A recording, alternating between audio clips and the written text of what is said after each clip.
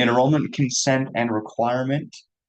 Key consents and disclosures. Again, everyone, if you need to go directly to CMS and get all the consent guidelines, I'd recommend having those on hand so you do know what they are. But you need consent before, and I will not stress that enough, before you search the marketplace. You have to have verbal consent from your consumer that you can search the marketplace on their behalf before you do it. On top of that, you must have consent to assist with the application as agent of record. If you are to be taking over as their agent, you need to make sure that is clear to the client and they have given you that authorization. Instructions for withdrawing consent. They need to know how they are able to withdraw consent. That is very important. So, Ms. Johnson, if you want to withdraw consent, you can at any time, and then give her the information on how to do so. Clear disclosure of your role and your financial incentives. Required tax attestation. That is on the application directly. Please know that you are required to read that tax attestation. You are not to simplify it. Read that word for word. There's no room for playing in a gray area. So please read that exactly as stated. Review the eligibility notice with your client. We have a full other webinar all about the eligibility notice. Please understand that you are to review that. Your client's going to get it in the mail, but you are to go over it with the client, explain if they're eligible, explain how much premium tax credit they're eligible for, and then any necessary commission disclosures from agent to client.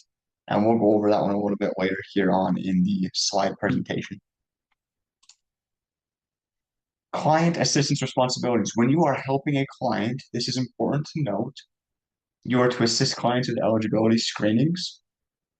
You are to process applications through the EDE approved platforms or state-based marketplace agent portals. Guide clients on annual premium tax credit and cost share reduction eligibility. That is in the eligibility notice. You can provide help in person or virtually. Ensure the client is involved in the application process. This is a big one that we see is clients fill out maybe something online and then an agent just goes in and does everything for them. That is not, nope. That client needs to be involved in the process. They need to understand what they're doing. That's why that eligibility notice section is so important. If you're not communicating with the client, there's no way you can be compliant. So make sure that you're communicating and make sure that they are involved. You're not just doing everything for them. Beyond that, inform clients that phone enrollments are being recorded. Make sure that you note that.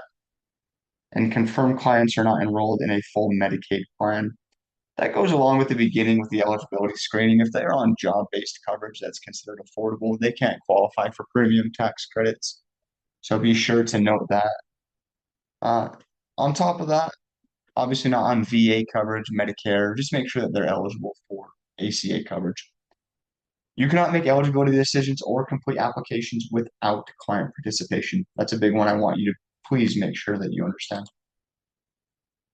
Health insurance plans. Now, this is an ACA presentation, so please understand you are to only represent ACA compliant plans on the exchange or approved off exchange plans.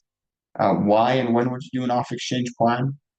If they don't qualify for premium tax credits, these off exchange plans, as stated, are off exchange, so you can go directly to the insurance carrier. There are reasons you'd go that route, so be mindful of that. Ask the client about any doctors they're currently seeing or prescriptions they take.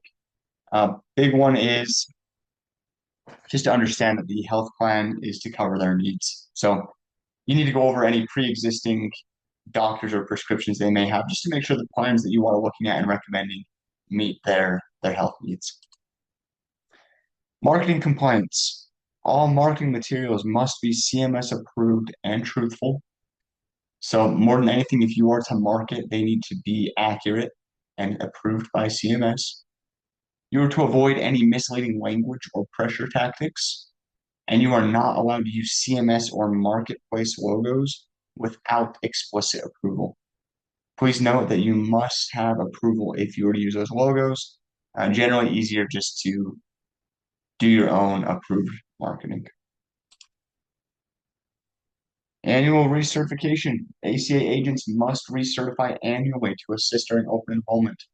So whether it is the FFM certification that we discussed earlier or the state-based exchange, you are to do that every year. Please be familiar with that and don't wait too long. That generally opens up end of summer. I recommend just doing it right away so it's complete and you don't have to worry about it.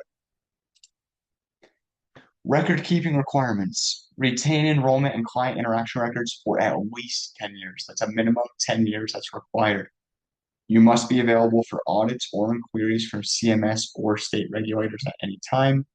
Please be prepared and ready for that. Store all information. Penalties for non-compliance. Consequences include, and this is just a couple, not all. You could lose your CMS certification, so you will not be able to write on exchange plans. Your state license could be revoked, and carrier contract could be terminated. More than anything, if you are non-compliant, you could lose your license altogether. You could, depending on the state or how bad it is, you could be held liable for legal action, fines, penalties, etc. I don't say any of this to scare you. I just state this to let you know that compliance is a non-negotiable.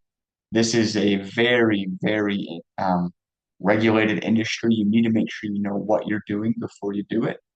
And that way you can be confident that you're truly helping people to the best of your ability.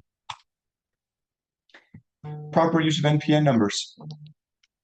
The national producer number is mandatory for client application submissions, commission attribution, and compliance verification.